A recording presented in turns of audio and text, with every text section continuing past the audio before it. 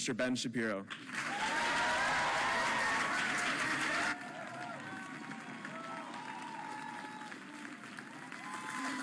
Thanks a lot.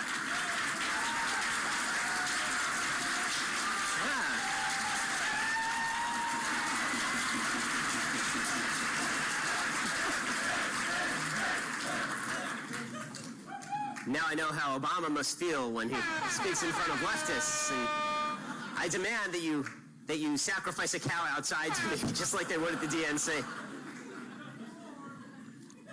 So thanks so much for having me. Obviously, this is not the reception I'm used to when I speak typically, so that's very flattering. And it's always a pleasure to speak for Young America's Foundation, which is one of the most important organizations in the country, obviously, bringing together young people to do the hard work of conservatism, which, unlike being a Bernie Sanders supporter, does not involve smoking pot, living in your parents' basement, and pooping on yourself.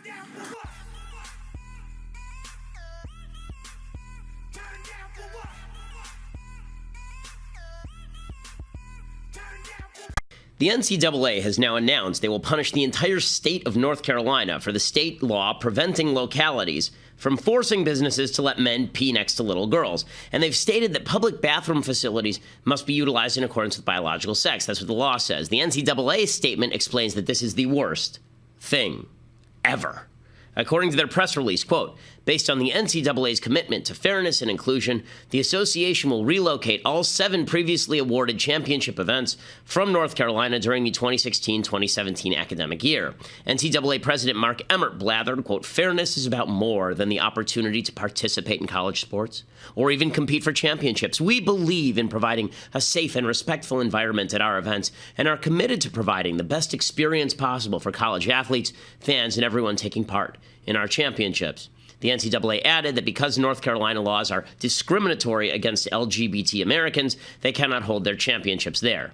Now look, the NCAA has every right to do this. They're not a governmental body. But this is immoral and idiotic virtue signaling. The NCAA has not invalidated any of the NCAA-sanctioned events inside the state that are not high-profile. Duke, UNC, University of North Carolina, they'll continue to compete in-state. So if the NCAA is deeply afraid of the evil Charlotte North Carolinians picking up torches and going after Caitlyn Jenner, they really ought to cancel all the NCAA events in their state.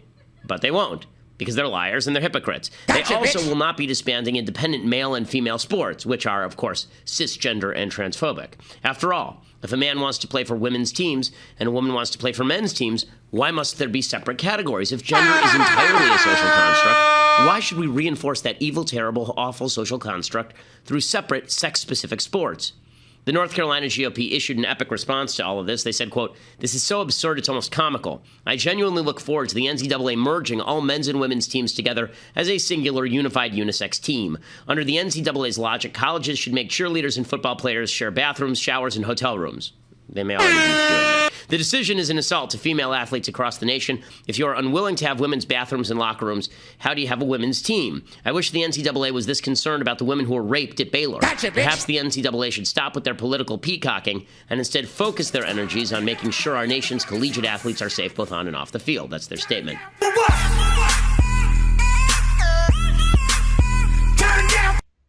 without further ado, I would like to present Mr. Ben Shapiro.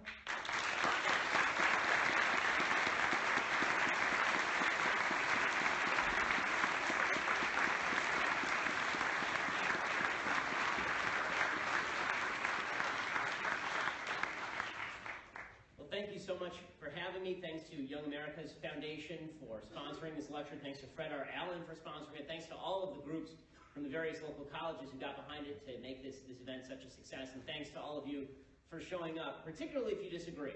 And I hope that you stick around through the whole thing and don't walk out and don't try and shut down the event, because that would be both fascist and silly. So if you stick around, we can have a good conversation, and I hope to have a fun back and forth, because I think that these are perspectives that aren't too often told on college campuses. So, today, we're going to talk about all of these stupid, nonsensical words that get thrown around on college campus and that are used to shut down debate, and are used to stifle discussion, and are used to label conservatives bad, evil, mean-spirited, terrible people who must be silenced lest their evil, terrible, horrible, hurtful words ruin lives and disable children. So, the left has been doing this sort of thing for literally generations. I mean, there's nothing particularly new here. Since the 1960s and 1970s, they've been occupying campus buildings The only difference is that now the people who occupy the campus buildings are your administration, right? They're the administrators. And the new left, their grandchildren, if they had kids, their grandchildren, those people are now trying to get them thrown out of jobs for no apparent reason because they're not sufficiently left for allowing people like me to speak.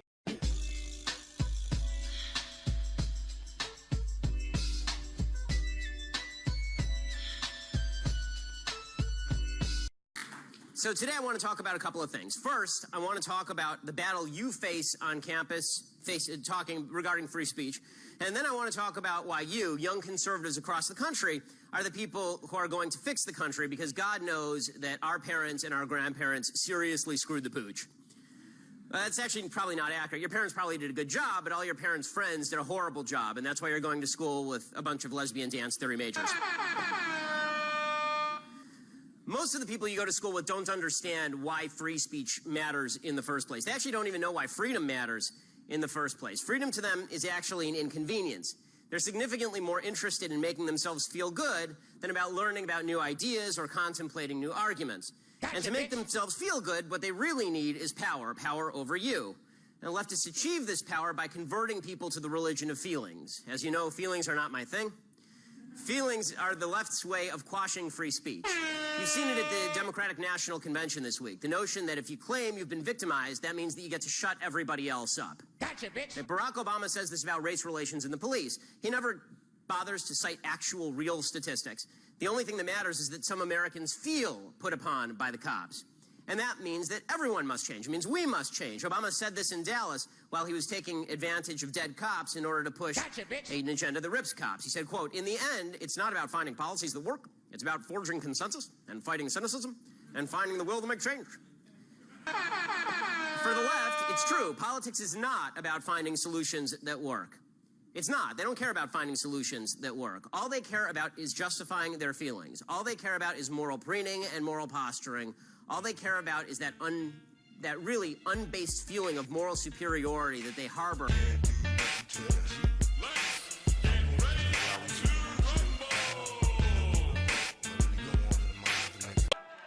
Okay, thank you all three for coming. At this point, we're gonna invite the speakers to the top of the stage to have some opening remarks.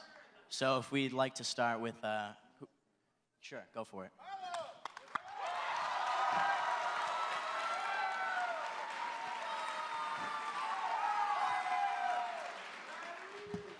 Hello, everybody. Thank you for...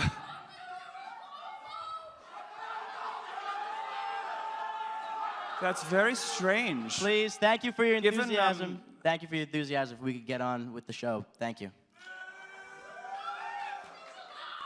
Given how firmly I believe in affirmative action in my bedroom, that's a very strange allegation, madam. Gotcha, bitch.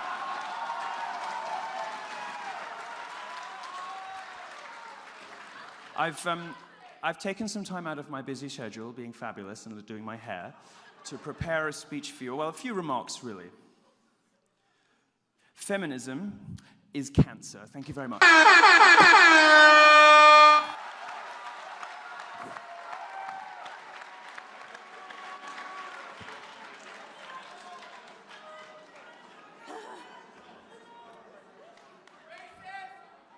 What Milo...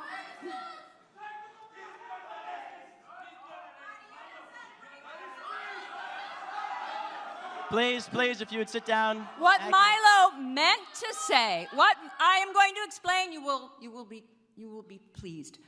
What Milo meant to say is that feminism, while being a noble and valiant, courageous movement, there are certain schools of thought that are somewhat unwholesome. Right, Milo?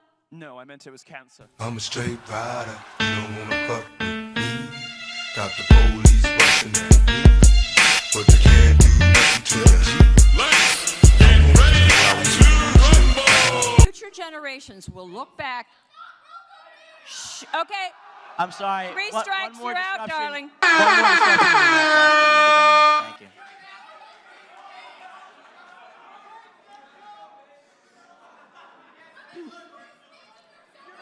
Please keep your comments to the Q&A section. Thank you.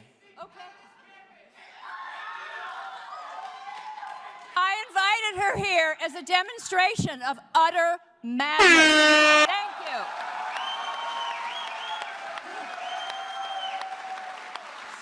It's going to be impossible for future historians to understand what happened on the American campus this decade. I mean, we have campuses across the country. You have armies of... Let's use our quiet voices, please. Calm down.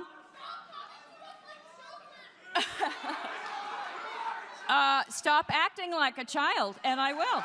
I'm a straight rider, you don't wanna fuck with me. Got the police busting at me, but they can't do nothing to me. Let's get ready to rumble! Now, these facts directly contradict the statements you made on national television this last Sunday. No, sir. With all due respect, they do not. We just heard email after email after email about Libya and Benghazi that Sidney Blumenthal sent to the Secretary of State. I don't care if he sent it by Morse code, carrier pigeon, smoke signals. The fact that he happened to send it by email is irrelevant. What is relevant is that he was sending information to the Secretary of State. That is what's relevant. Now, with respect to the subpoena, if he'd bothered to answer the telephone calls of our committee, he wouldn't have needed a subpoena. Well, gotcha, bitch. Would the gentleman yield? I'll be happy to, but you need to make sure the entire record is correct, Mr. Cummings. And that's exactly what I want to do. Well, then go ahead. I'm about to tell you. I move that we put into the record the entire transcript of Sidney Blumenthal. We're going to release the emails. Let's do the transcript. That way the world can see it. Well, we didn't. Motion has been seconded. Well, we're not going to take that up at a hearing. We'll take that up in a business I've consulted meeting. with the parliamentarian, and they have informed us that we have a right to a recorded vote on that motion. We want, you I'll tell you what, the let's do truth, that. the whole truth, and nothing but the truth. Well, that's what we want to have. Let the world see it. Why is it that you only want Mr. Blumenthal's transcript released? Why don't you I'd want like the to have all of survivors? them released. The survivors, even their names? Let me you tell want you that? something. No, you want that released? Let me tell you something. Right now, the only one right you've now, asked the for only is Sidney Blumenthal. That's the only- only one you've asked for. That and Miss Mills. Cheryl Mills. That's not true. No, that's 2 out of 54. asked for a Now, if you want to ask for some fact We asked witnesses, for a recorded vote on the Blumenthal. You said from the beginning we want the truth, the whole truth, and nothing but the truth. Why don't we just put the entire transcript out there and let the world see it? What do you have to hide? His are the only emails that you have released.